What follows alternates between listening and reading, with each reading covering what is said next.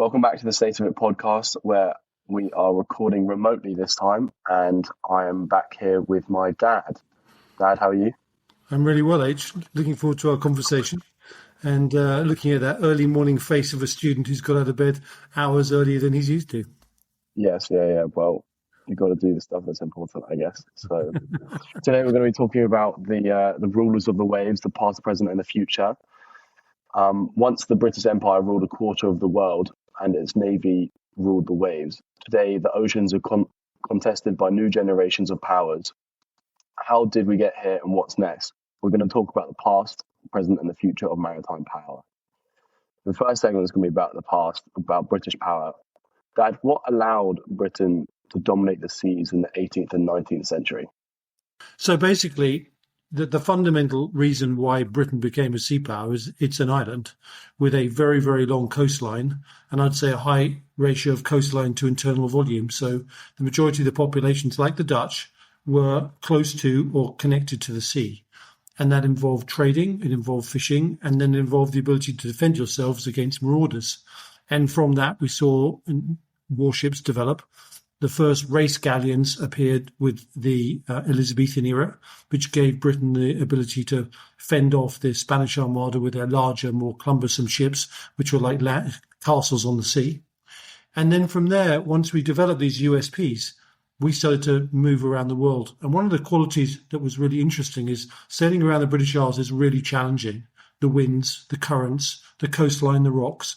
It meant that we had to be very, very proficient sailors to use our coastlines effectively. Unlike the Spanish and the Portuguese that could just go off their coastline, pick up currents and go to Latin America, it was a much more complicated endeavour to operate on the sea with Britain's mercantile and military forces. And so I think from that, we have this groundwork. And then basically after the Civil War, a next key step with the English Civil War with Cromwell and the Roundheads versus the Royalists, we basically had the new model navy. And history talks about the new model army, but the new model navy was really the beginning of British maritime power. And what do we do with it? We go out and challenge the hegemon of its time, which was Holland, and we fought a series of wars at sea, which were inconclusive very often, where big long lines of the origins of ships like the Victory, earlier versions of it, fought side by side, broadside to broadside, and with undecisive actions in many occasions. And in the end, that war was ended because of William Orange coming over at behest of the Navy, funnily enough, that shipped him across the Atlantic to make sure that the Catholic monarchy was removed and replaced with a Protestant monarchy. And so the relationship between Navy, Protestantism, democracy, and meritocracy was anchored in that moment. And from there, the Navy just got stronger. Our mercantile fleet traveled the world, and as it traveled the world, it militarized its trade routes. And ultimately, we built a very large battle fleet, which came into being, interesting enough, post the 1700s, which is when the Sun King of France essentially had the biggest navy and the biggest army when he was fighting the Spanish, and he could have used that navy very differently. But France was the duality between land and sea power, so it didn't really understand how to use sea power, whereas Britain didn't have land power because its population was small, but it had sea power, and it really learned to use that in the 7 Years' War around 1750s, where Britain beat France, took possessions in India, and in fact it became pretty much the de facto global maritime power then, which was then finally confirmed in the Battle of Trafalgar in 1805. And why did we do that? How did we move to that state? The next question is, having created the economic means to defend our trade routes, we understood how to then use trade and maritime power to take land states. But another element came in, and that was the industrialization of Britain. And we led in that revolution. And in that revolution, Portsmouth Dockyard was the most advanced industrial complex in the world. And that enabled us to build more ships and basically make them bigger and larger than any of our competition, including France. And the net result of that was domination of the seas in the Napoleonic Wars and domination in Trafalgar, and prior to that in the Nile. And the net result was we then ruled the oceans. And once we ruled the oceans, we became the first global hegemony. Now, it's very interesting because actually Rome was a maritime hegemony across the Mediterranean, and it used the Mediterranean as its main trade route and communication route and a navy to protect it. So it was, in fact, the first model maritime hegemony in a region, and Britain became the global version of that. And it ruled the oceans. It went through various transitions. It led the transition, or it fought off, in effect, the German transition when it rose and it wanted to build a navy to compete with ours. And once again, we had like the forefront of innovation with the dreadnought. We built that in less than a year in Portsmouth, which is incredible. All big gunship, steam turbines, like revolutionary ship that meant every single investment from that moment had been invalidated. And for the British Empire, that was the two-power rule, the ability to be any two navies at the same time. And we had to start all over again, which is what gave Germany the chance in the dreadnought race from 1906 onwards to try and match our dreadnought building, though they couldn't match the cruisers that dominated the world's sea lanes. And that ultimately resulted in Britain staying ahead and winning definitively at the Battle of Jutland. And with that affirmation of British naval power, we were able to, in effect, starve Germany into submission and create innovations on the battlefront in 1918, which manifested in Amiens, which led to the winning of the First World War. And that then continued until the beginning of the Second World War. Britain was still viewed as the Queen of the Seas, although there were rising challenges, which we'll talk about next in the transition. What lessons can we learn? What lessons can we learn today about the British naval strategy? Well, it's a really good question. So first of all, we were a maritime culture, and that meant the sea was fundamentally important to the state, and our politicians understood its importance and understood where it was vulnerable and where you had to push back to opposition. And we controlled choke points like the Channel, for example. So in the Napoleonic Wars, the French couldn't really escape because it was going upwind from Portsmouth, well, Portsmouth less so, but certainly Plymouth. So the fleet and Alderney was set to go and block Cherbourg, and our warship sat off Brest for 2 years and didn't come back to the shores to blockade the French. So we understood choke points, and we understood like taking hold of our enemy and holding it in place where he couldn't get to sea, its crews couldn't practice, and when they came to sea, there were no match for us. So we understood that. We also very lateralized, and I make this argument that sea power and the sea creates lateral thought processes. And with those lateral thought processes, essentially, you end up with an adaptive mindset that's brilliant when it comes to going to sea. And land powers like Russia will never emulate it because they're linear and they're unable to basically respond to the adaptive needs of the sea. So we were naturally more lateral than the other societies, and therefore we were more able to adapt and use our natural genetic pool of lateralization. And I would argue that the maritime version of the Navy, with all its sails of Nelson's era, was the most lateralized naval military construct generationally in history. So that was really important. And that also rolled into shipbuilding, which is critical because if you want to be a hegemon, you need to have dominant shipbuilding capabilities. And for the Nelson's Navy, that came with the Industrial Revolution. They were building blocks and ropes and all sorts of things with steam power. And that gave us power to be the biggest Navy. And that continued all the way through, I would say, to the beginning of the First World War, where we still had an industrial base that compete with Germany. America had a big industrial base that had grown since the Civil War, but wasn't really navalizing at that stage. So we were able to hold the German challenge off, and industrialization was key. And why did the British Navy lose power? As you said, we're going to talk about this now. Why did we lose power, and what can we take from that and apply today so we can regain our power? It's a great question. So there is a piece I just missed out, which is all dominant hegemons have a weapon system coupled with a series of decisive, unique tactics that gives them domination on the battlefield, whether it's land and sea. So for the Royal Navy, it was these large warships that were brilliantly sailed in tactics that were decisive, like Nelson's line-breaking strategy at Trafalgar, or going one side of the line at the Battle of the Nile. The ships themselves, actually, in this case, were no different from the French ships, give or take a small amount. It was how they were used and the tactics involved that gave Nelson his dominance. Through the 1900s, it was about scale, and Britain just built more ships than the competitors. And the result of that is essentially they could hold off the competition. But then something happened, and this is a fascinating lesson, when Germany tried to challenge Britain for its arms race prior to the First World War, it started innovating. And it innovated in various ways. It had better steel because they had a chemical industry that was in advance of ours. So they made tougher steel. And so for a given inch of armor, you ended up with so much more protection. They had better explosives because they had better chemical industry. So for a smaller caliber gun, you get the same effect from a shell firing as a bigger caliber Royal Naval gun. But the Royal Navy was still highly innovative. We created submarines like the Holland boat. We were creating the Dreadnought. We were the first to use centralized firepower for main weaponry, which meant all of the guns were targeted by one system and landed on a target simultaneously and straddled the shot, which you could then adjust. But we were also quite rigid. And the first rigidity, I think, came in with the German Admiral Speer believed in torpedoes.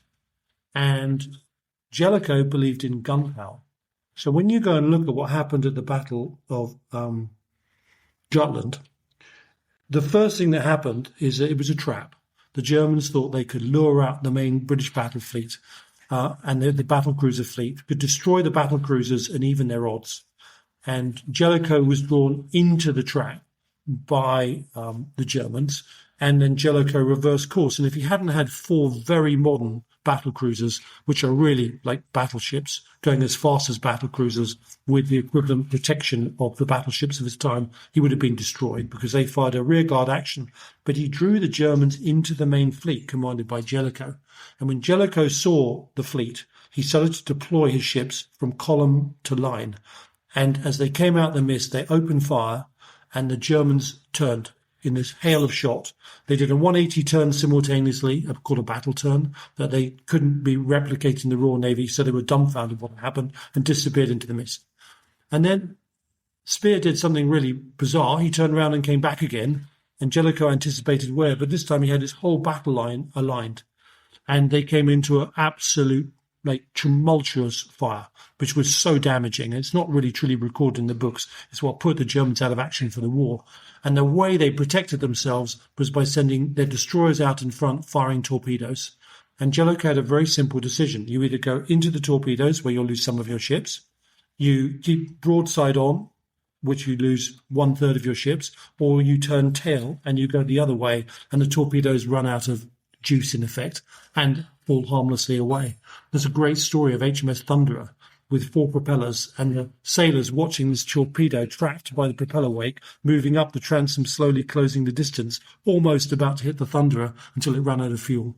And he was pillared for that because he wasn't bold and decisive, but he understood the mathematics. So there was an example where we didn't adapt battle turns, we didn't adapt torpedoes to our battle strategy, and it almost gave the Germans an edge. And that's the beginning of the innovative cycle imploding. We developed the first seaplane carrier, HMS Ark Royal. And we developed aircraft carriers, but we didn't make them as central as Japan did or America, which had to fight in the Pacific, where distance was everything.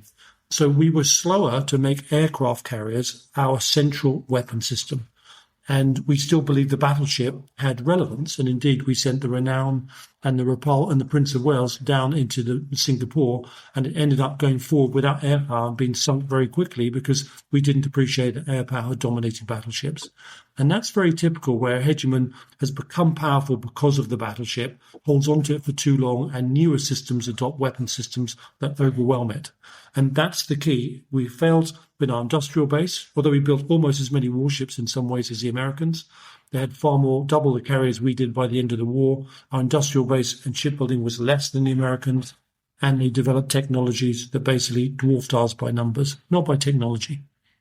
And looking into more modern fleets, not just Britain, how has the rest of the West managed to keep fleets if they have? I mean, have they kept powerful fleets? Are we? Let's go to the. It's a great question, but let's go to the bit in between, the Cold War. So the Cold War, the period we've been talking about was Pax Britannia, the peace of Britain run and ruled by the Navy on the oceans, and Pax America, which wasn't quite as peaceful because it went through a Cold War, was basically America's dominance of the oceans. And they used 2 vehicles to do that. One is bigger and bigger carriers, and more of them than anyone else. And the ability to protect those carriers with escorts, and they developed nuclear submarines like Britain did, but on a scale that really dominated the oceans. And the nuclear submarine, the SSN, was basically the hunter-killer of the oceans. Impossible to find, could go anywhere, threatened everything, could go up into the bastions where the Russians kept their missile submarines. And the Cold War was fought with these SSNs. Covert war, and the overt war was carrier power. And such that up until the end of the Cold War, a president would always, if there's a crisis, say, where's our carrier, which carrier is going where, and it would appear off the coast of whatever country and be able to dominate them completely. They were incredible power projection processes. But during that period, and especially near the end, American shipbuilding started to wane. And since the Cold War, American shipbuilding has fallen into disrepair compared to where it was. And that's really where we're seeing the big power change, because in the West, we build fewer ships. We're less capable of doing it, America especially. The shipyards hardly function. There are delays. The systems they build are very capable. They're very expensive. They're always overtime and overpriced, which for a nation caught by a debt bubble and basic debt limitations is brutal when you're trying to maintain maritime hegemony. And there's something else too. The system, like Britain, has become more rigid and less adaptive to the threats. And so this includes Europe, that have basically neglected naval power. And the core to that is Britain. Britain, has, even in the Cold War, it dominated anti-submarine capabilities as it developed them in the Second World War, fighting the convoy war. And essentially, our greatest threat was basically the submarine fleet of the northern Russian nation. Based out of Murmansk on the Kola Peninsula, their submarines were prolific and dangerous, not just because they could launch torpedoes against ships, but because they increasingly carried cruise missiles that could destroy carrier groups and hit and attack land targets. And British ships like the Type 23 was, effectively the most capable anti-submarine platform above the oceans. And below the oceans, the nuclear submarines of America and Britain were the best hunter-killers of Russian submarines. So the combination of the two maintained the Cold War dominance as Russia tried to create an asymmetric challenge against the West. And they did that through submarines. They did not have a naval tradition, but they learned how to use those submarines and in ways that were deeply threatening. And then, of course, we had the post-Cold War period. And that's where everything has really gone wrong. Please keep going about why everything's gone wrong after the post-Cold War. Well, there are three elements to it. America has forgotten it's a sea power. And I don't just mean, what does that mean? It means at its highest levels of leadership and nation, it has failed to recognize that sea power is the basis of its empire, because it doesn't recognize it was ever an empire, which it was. And there's neglect that went with that. There's also, and Britain has been the same, by the way, ever since we joined NATO, we really lost the understanding, and we merged the admiralty that was the preservation of maritime power for Britain. We merged into the MOD, which was a disaster, where it got suffused with the other services, which actually, although important, didn't have equal strategic importance to the maintenance of maritime control. So for Britain, there was that element. For America, there was becoming increasingly sea blind. And there was also something else that happened, and that is when China basically was brought into the world trading system in the early 2000s, with this incredible belief by the liberals that if we give them a capital economy, they'll become a democracy like us. And by the way, if we invest in them, they have very cheap labor, a lot of manpower, and therefore low inflation. We will subdue the inflation in the West and live in an inflation-free environment by exporting manufacturing to China. And of course, the Chinese wanted that. They seduced the West into doing it. And they did so because they wanted to build the biggest industrial complex in the world. And part of that complex was shipbuilding. And of course, they, like South Korea and to a lesser extent Japan, all the ships are really, the predominant shipbuilding capability has now centered in China. And they did, commercial building. They built a mercantile fleet. And notably, Britain's maritime power was commensurate with a large mercantile fleet. And so was America's, because they could build a lot post-war. And that's exactly what the Chinese have done, built masses of merchant ships. In the same yards, they create dual construction methods where they can build warships cheaply. So they've started to emulate the designs of American ships, having stolen a lot of their technology, but they can build them at the most staggering rate. And now we're seeing a situation where they're trying multiple designs. And if a design works or doesn't work, they just leave it and build another one because they can build so many ships. They built the first purpose-built dual-tower drone ship, which is very similar to, it looks like a smaller version of the Prince of Wales or the Queen Elizabeth. And essentially, it's even got an EMALS, which is an electronic catapult, because it's meant to fire smaller drones. There's not a single ship like that in the West. There's rumours that they were trying to convert their conventional diesel electric and air independent submarines, and they were slicing a compartment apart and putting a small nuclear reactor in, so it wouldn't just drive the submarine, it would recharge the battery system so they could remain afloat indefinitely, which meant you could have 64 SSKs, as they're called, converted to longer endurance and go way out into the Third Island Chain in Pacific. A very quick, clever solution. But most of all, they've created other revolutions which have disempowered the key mechanism of American power. They've created weapons of asymmetric challenge that America has been very slow to respond to. And you're talking about modern technology that China's implementing into their fleet.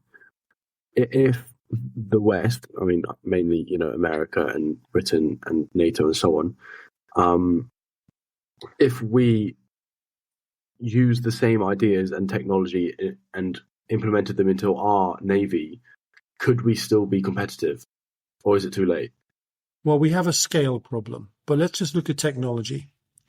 The first problem we've got is the Chinese have created access area denial systems that mean, like, the first system they developed was a DF-26, which is a ballistic missile which used to carry a nuclear weapon, and they created a warhead, a conventional warhead and targeting system that could find a carrier and kill a carrier.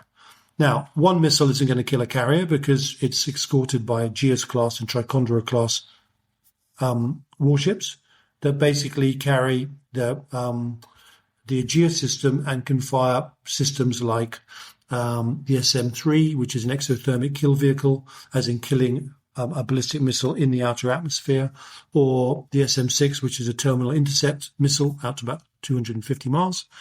And there are certain numbers of saturation. So it becomes a numbers game. And basically, if you fired, a carrier normally had 3 escort ships that could deal with 28 incoming missiles at once. So you fired more than 14 at once, rather, more than 50 missiles, 2 of them would hit the carrier. That was the mathematics of it. And in 2018, when it came out, I started writing, this is the Chinese system of asymmetric challenge that was similar to the aircraft carrier deposing battleship power for the British Empire. And now this system is basically deposing American carrier power by stopping them from operating inside what's called the Third Island Chain or the Second, and not even getting close to China because the combat range of their aircraft is about 600 miles. So anything further than 600 miles, they can't attack it. And when they get close, they get hit by these missiles. That was the beginning of the erosion of American maritime power in the Western Pacific. And it's only accelerated with more of those missiles and DF-17s, which have hypersonic glide vehicles, which go so fast and skip around that we have no defense against them. So they pushed, in effect, America metaphorically away from the Western Pacific into a position when it can't really support Taiwan without great loss, and the whole of the Western Pacific is up for grabs. That's a massive shift. And there's another element too, which is the concept of transparent oceans, which is a military change taking place where the sensor density in the ocean is potentially becoming so great that submarines that were once silent and could not be detected are detected, especially in choke points in the islands as they come through them, or even in the deep oceans as the sensor net increases.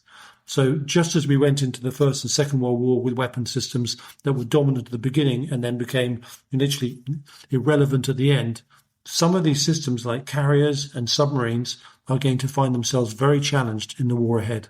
And China is doing as much as it can to unpick those Western dominances. How do we change that?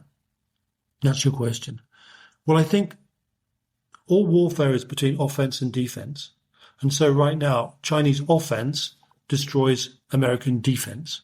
But if we could get high-powered lasers onto carriers that have nuclear reactors with unlimited power and unlimited magazine capability, that could be one solution. And it's certainly probably the most probable solution to solve the problem ahead. How far are lasers off being serviceable? Yeah. Well, 50 kilowatt lasers like Dragonfire, or both the Americans have one, and the Chinese have one, and the Israelis have one, are small lasers that can burn a drone with a dwell time, which is how long you stick the spot on the target to transmit the energy. How long is the dwell time on a drone? Few seconds, and it burns it out. Right. But that's not enough power to get through a fast-moving missile where your dwell time should be microseconds. And we're talking about megawatt plus lasers. And that's where the big arms race is, and where America needs to husband its carriers and not lose them in the initial stages of any conflict. It takes them 10 years to build one, and they need to keep them safe in such a way as that their defensive armaments change, and then suddenly the game's afoot again. They can penetrate the access area denial bubble of the Chinese and attack the targets. And at the same time, they're building drone systems like Stingray that can go double the distance and refuel conventional aeroplanes. It won't be long before both of them are armed and refueling themselves and going thousands of miles. So there are counters to this. And in the subsea, it's difficult to make our submarines quieter and difficult to basically make them invulnerable to things like quantum gravity techniques and quantum magnetometers. Can you talk about quantum gravity techniques? Because that's just sounds like a term that a lot of people may not know anything about. All right, let's go wind back a bit. Because all of these phases of naval power also had revolutions in science. So the Industrial Revolution accelerated British maritime dominance. American dominance came because they created another level of industrialization, replication. They could make the same engine exactly the same every single time, and they could literally interchange the parts. They could make Liberty ships in 5 days with techniques which no one dreamt about. So they took industrialization to a new level. The next level of industrialization is going to be robotic, and the dark factories of China, for example, are already doing it, which is enough to send shivers down any of our spines. But the quantum revolution is one that's happening right in front of us.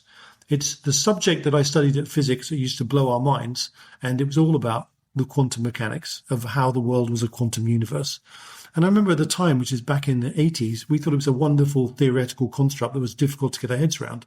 And here we are now with quantum engineering in front of us. We're seeing quantum computers. We're seeing quantum entanglement, which is two photons entangled, one sent to the other side, which means you can monitor communications and see whether they've been interdicted. We're using quantum computers to essentially think like the human brain. In fact, we're beginning to understand the human brain is a quantum computer, and it has little things called microtubules and waveguides, which means that our brains are essentially quantum computers, and we're building systems that think like us, which makes them far more relevant to the universe in its understanding.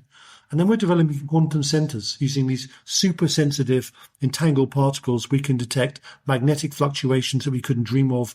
We could put you 2 miles down the road and see your mass change as you ate a banana. And that technology is accelerating, which means you can detect the mass of a submarine deep under the oceans.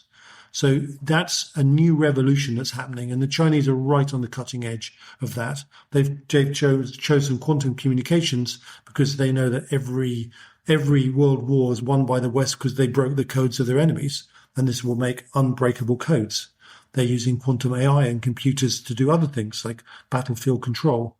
So one of the great revolutions is quantum mechanics, quantum engineering, and that's also linked into an accelerated AI scenario too. Right, and we've talked about modern weapon systems.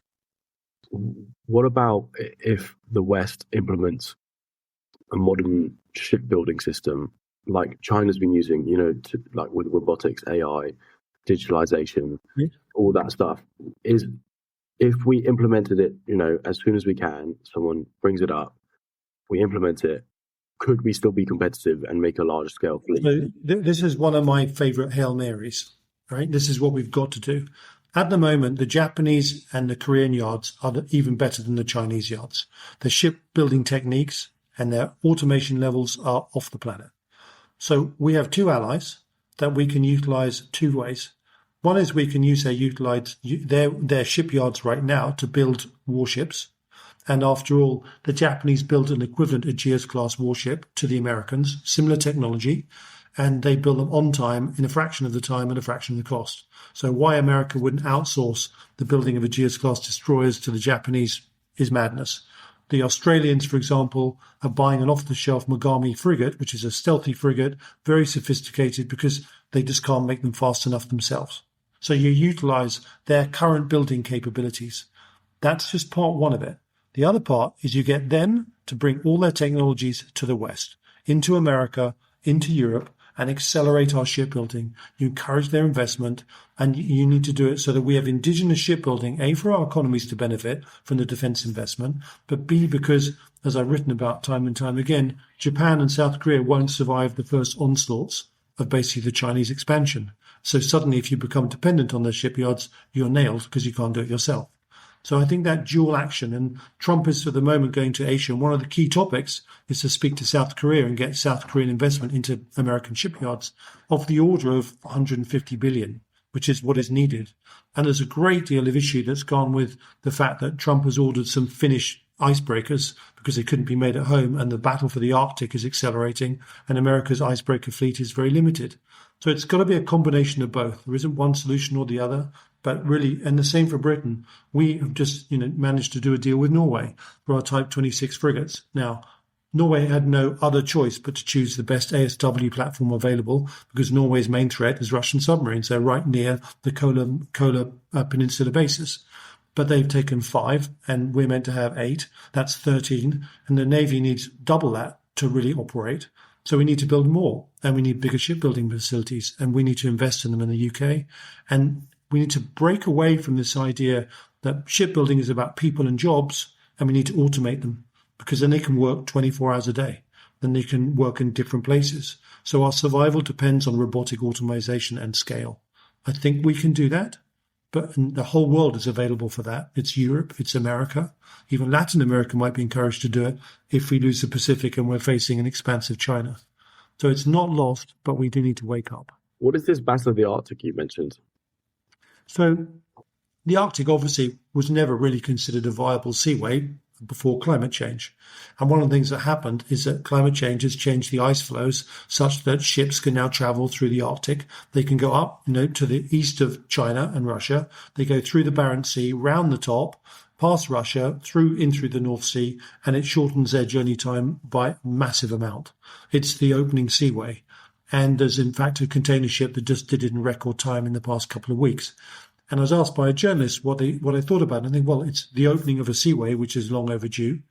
The Russians have been militarizing their bases on the Arctic routes, and they have large numbers of icebreakers and interests in the Arctic because one of their key areas is a basin where they keep all their missile boats protected so their second strike capability is immune. But the Chinese are now moving into that space alongside their Russian allies. And the biggest issue, if you can send a merchant ship round the top, you can send a navy round the top. And the biggest thing that I warn against is that in the North Atlantic, that we've had a number of battles for the Atlantic. The first was the First World War against the U-boats and the convoys, which ultimately solved the problem. We had the same problem in the Second World War with an even bigger scaled convoy war taking place from the American coast all the way across the Atlantic. And technologies and convoying and aircraft shut down the U-boats. We had a very similar Cold War battle with the Soviet Union. And in the Soviet Union, our main front line was the Greenland, Iceland, Faroes Gap, because all the submarines had to come through that gap. And we put a system called Solstice on the deck that could sense these submarines coming and probably further north, but we never admitted to it, which allowed us to know when the submarines were coming and allocate SSNs to tail them across the Atlantic. In fact, right near the end of the Cold War, there was a famous breakout when a group of Victors and Sierras broke through and weren't tailed. The first time in the Cold War when that happened. That battle is now taking place and is even more significant because the Russian fleet still is a threat and needs to be blocked. But I think the real issue is those Chinese ships are going to be built in the shipyards will one day transit through the Arctic and come out and try to fight out in the Northern Atlantic as they bring their ships into our Atlantic. And that will be the next big battle to be fought. And we need to be prepared for that with all the associated sensors and technologies to make sure they can't get through those relatively narrow seaways out into the Atlantic and not only interdict our maritime trade, but start to interdict and affect the countries that use those trade routes as Britain did to build an empire. Sorry. And I want to talk a little bit more about the future in the last couple bits of the podcast. And I want to ask, how will drones / modern technologies affect the power of aircraft carriers? Are they still significant in naval warfare, or are they just? Because the Well, whole I point think of them was to allow to strike from a long range, but now with missiles and drones, that we can do that anyways without needing an aircraft carrier. well, the aircraft carrier becomes smaller with drones, and there are things like the XPAT, which is actually a vertical takeoff, so it may not need, there's possibilities you could be launching air power from the back of a frigate or destroyer instead of a helicopter. So there's definitely that element coming on track. But, in terms of creating large mass of drones that penetrate a long way into target space, and mass is going to be critical to saturate defenses, carriers still have capability, and they're important as long as they can be defended. So what we're really seeing also is the Western world is sort of bankrupt in terms of its debt. So it's going into this war really handicapped. It can't suddenly unleash the debt tap, with the exception of Germany, to buy lots of weapons to beat the enemy. So what it's going to require is a high-low mix, sophisticated weapons and less sophisticated weapons in mass. And drones represent that. I mean, look at what the Ukrainians have done. They've beaten the much stronger and more powerful traditional Russian Navy in the Black Sea, and using drones, they pummel them and push them back. So there is a real warning against that, although I think the techniques in modern navies would counter that same technology very effectively. The helicopters with missiles, short-range weapon systems. I don't think the lessons from that war are quite the ones that dictate the next weapons choices. But we obviously are going to see more and more missiles and drones seeking to saturate incoming defences. And that's where lasers coming in, for example, like Dragonfire on British warships. I think also electromagnetic pulse weapons, which fire huge bursts of microwave radiation and then can drop swarms, as long as they're not hardened against EMPs, is the next important area. And I think actually guns are still important. Systems like Sky Ranger that have a piece of ammunition that goes down the barrel, is programmed when to open out according to a radar, are going to have a place. They're cheap. They can destroy the cheap drone process because you don't want to use expensive missiles. So we're going to have a mix of all sorts of things in our defensive shields, but the density is going to have to increase. And a good example is destroyers, if you look at them in the Second World War, had a very limited anti-aircraft armament. By the end of it, they were absolute porcupines of, secondary defense systems. And that's what we're going to see on our ships. Lots more close-in defense systems and medium-range defense systems against these swarms of systems coming in, coupled with an offensive capability to try and hit the enemy before they launch their systems. And could new technologies allow once non-threatening countries and fleets to compete with traditional superpowers?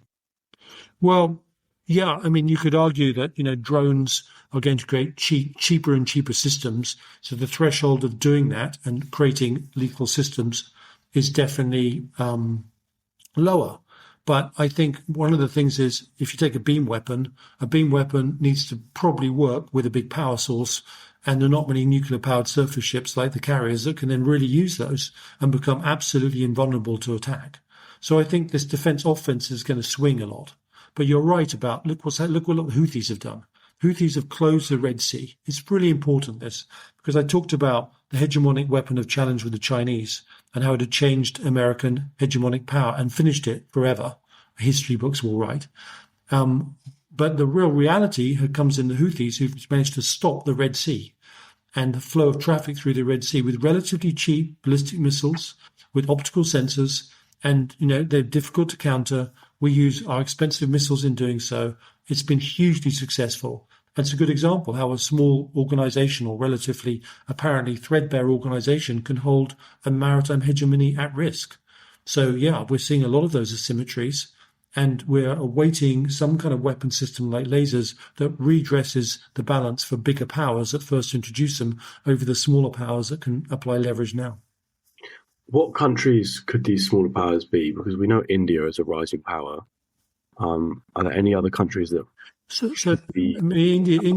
India is aware that its biggest regional threat beyond Pakistan, which, by the way, is a conflict which seems to be ever more escalating around Afghanistan. Those two are just bruising for a battle. But their strategic construct for China is to control the Indian Ocean. And for a long time, they've had a 320-ship plan to build a navy that can interdict any Chinese mercantile traffic that goes to and from the the Gulf to the Straits of Malacca. And they work hard on that because that's like severing the lifeline of China, creating leverage. And the Chinese, meanwhile, have been building a fleet ideally to contain the third island chain, but their next step will be to control the Indian Ocean and battle the Indians. So India is definitely an expansive navy. We're seeing the navies of the Latin American countries expand, normally because they buy our old ships, but they are definitely not, getting bigger. So that's an area of note. The Iranians, no small drone ships, challengers that go with that, but not a conventional navy. Although they did convert a big merchantman into a drone ship to be irritating and go into the oceans and potentially launch drones from nowhere. That's not really a case. The Russians are limited by resource and or their shipbuilding capability, but they are building excellent submarines. Their Yasin-class submarine is as good as a Trafalgar-class boat and very, very quiet. And the Borealis, which is their SSBN carrying nuclear weapons, is super quiet. And there's a version of that being built meant to carry the Poisson nuclear drone, which is a 70-foot-long torpedo with a nuclear power plant that goes across the oceans, probably quite noisily, I suspect, and then delivers a 2-megaton warhead to somewhere like New York, and a tsunami that's radioactive engulfs it. I think it's far more a terror weapon than it is actually a real weapon, because that torpedo will be very, very noisy. And so why would it be so noisy? Because its reactor won't be able to be insulated from such a small hull. And reactor noise is one of the quickest ways to pick up a target.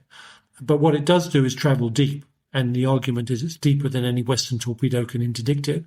But once it gets up onto the continental shelf of America, of course, that changes. So all of it, it's just like the nuclear weapon that Putin tested, which is a cruise missile that can go on forever with a nuclear power plant. It's going to fly low. It's not very stealthy. It's still susceptible, essentially, to cruise missile interception. It'll just come from angles like Latin America or places that America currently doesn't have defenses, but it will install those. So none of these are decisive, but they do show an intention to be highly challenging to the West. And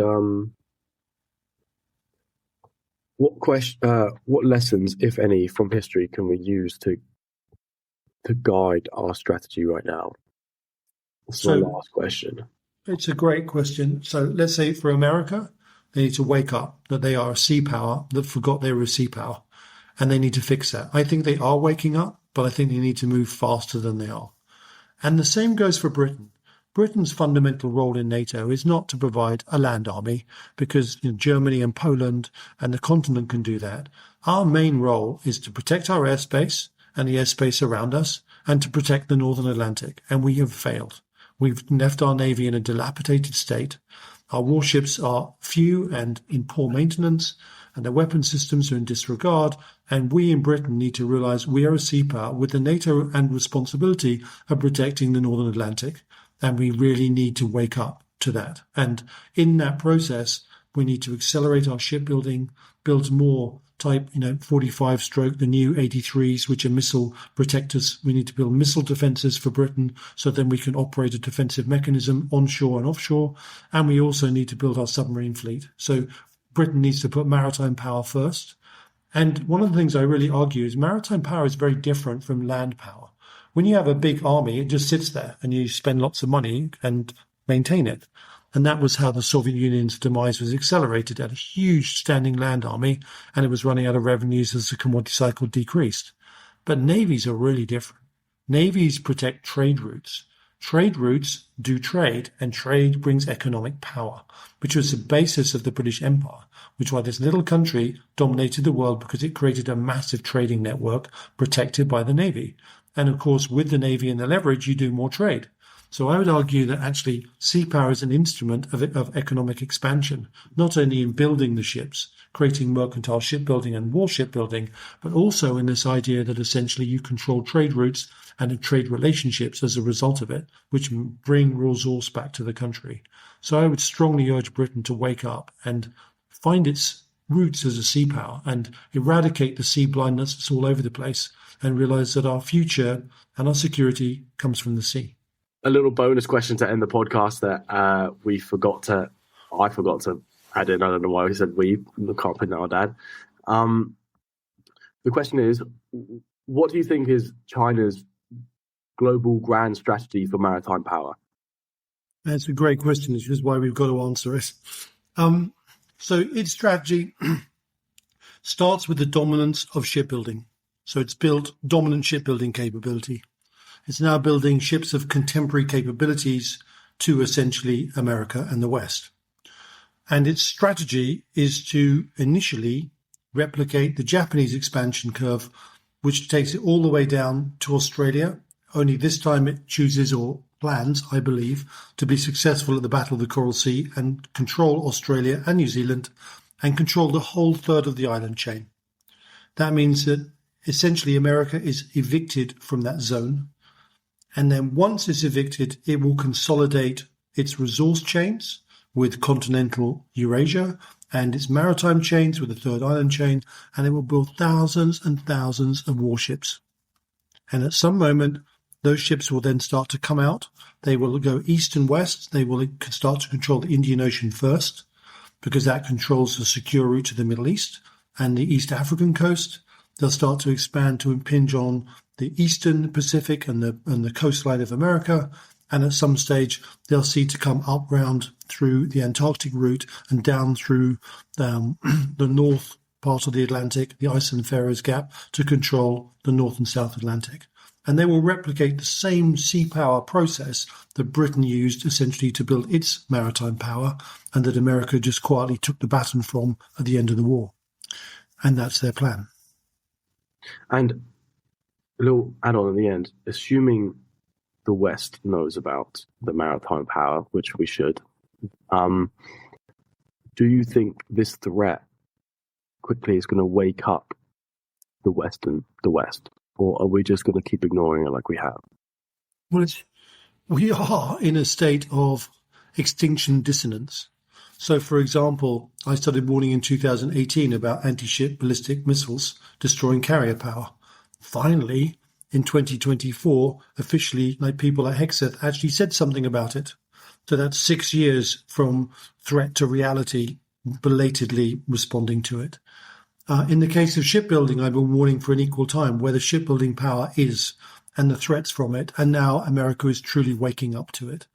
So we've got to the stage where the threat is so clear that no one can deny it. I think the issue now is that everyday politicians, I don't think Labour have a Scooby-Doo. And I think that the general public, therefore, don't understand how urgent this threat and dangerous this threat is and how we need to make it a point of national urgency to change the power balance. Because although Russia is a threat to us, China is an even greater strategic threat. It supports Russia's war in Ukraine. It is feeding it with armaments. But most importantly, it's going to facilitate a global maritime war, which will decide the fate of the world, freedom or not. So we do need to wake up to this sea blindness and how our livelihood and security are dependent on our ability to secure the seas around us and around the globe. One more thing that I'd quite like to mention, we've been given quite a good question that was put through to us from the website from a listener of ours. We'll try our best to answer it in the next podcast. Sadly, we don't have time today to answer it. But if you have any questions and we think they're worth answering, which they probably are because we have very intelligent listeners, please put them on the website and we'll do our best to answer them. And that's everything I've got for this podcast today. Really cool questions.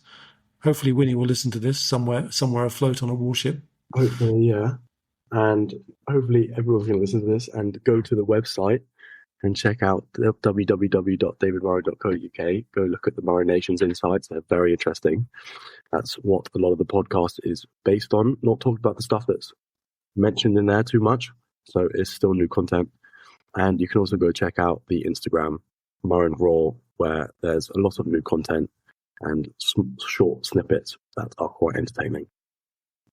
Thanks, H. And I'll just add that, this basis of the synopsis and articulation of H's brilliant questions on what is a critical issue have essentially all been dealt in detail across the Murrin Nation spectrum.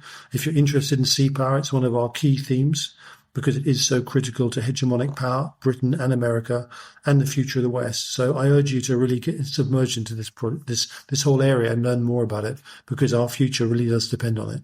And H, thanks for some brilliant questions there. Thanks, Dad. It's been a pleasure.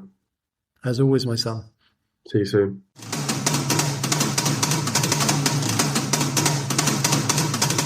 David Murrin is the author of Breaking the Code of History, in which he presents a unified theory of civilizational dynamics. He is one of the world's most prescient and respected geopolitical forecasters. Drawing on decades of multidisciplinary expertise, David has a dedicated global following, particularly in the Anglosphere, spanning on the finance sector, including hedge funds and investment professionals, as well as in military circles and private strategic advisory networks. He provides a deep strategic insight across 5 critical domains: the rise and fall of empires and war cycles, macro investing and economic cycles, politics and cultural dynamics, constructive and deconstructive patterns in human behavior, warfare, past, present, and future strategic tactics and weapons. This framework applies historical cycles to contemporary geopolitical shifts, delivering actionable foresight for leaders navigating an increasingly volatile world, with an unparalleled track record for anticipating global inflection points. David's models have become essential tools for investors, corporate strategists, and national security professionals. He has also authored Lions Led by Lions, rewriting our understanding of the RAF's victory in 1918. Now or Never in 2020 warns Britain to rearm or face war. Red Lightning on how China wins World War III. His analysis not only highlights future risks, but provides clear, forward-looking strategies for managing and exploiting emerging opportunities and navigating uncertain times.